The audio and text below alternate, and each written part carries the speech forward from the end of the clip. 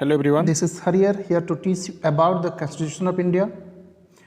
In this part today I will tell you about the working of the Constituent Assembly. The Constituent Assembly held its first meeting on 9th December 1946. The Muslim League boycotted the meeting and insisted on a separate state of Pakistan. Thus, the meeting was attended by 211 members.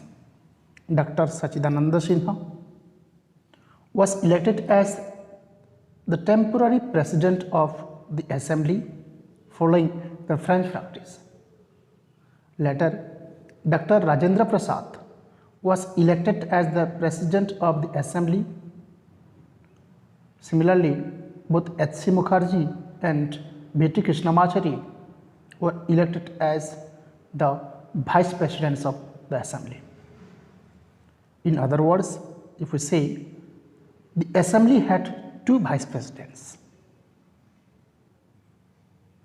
On December 13, 1946, Jawaharlal Nehru moved the historic objective resolution in the assembly. It laid down the fundamentals and philosophy of the constitutional structure. These were that the Constituent Assembly declared its first firm and solemn resolve to proclaim India as an independent sovereign republic and to draw up for our future governance a constitution, wherein the territory that now comprise British India, that the territories that now from the Indian states and such other parts as are outside India, and the states as well as other territories are willing to be constituted into sovereign India, and there shall be a union of them all. The said territories, whether with their presence boundaries or with such others as may be determined by the Constituent Assembly and thereafter according to the law of the Constitution, shall possess and retain the status of autonomous units together with residuary powers and exercise all powers and functions of government and administration, shape and accept such powers and functions as are vested in or assigned to the union or as are inherent or implied in the union or resulting therefrom, wherein all power and authority of the sovereign independent India, its constituent parts and organs of government are derived from the people,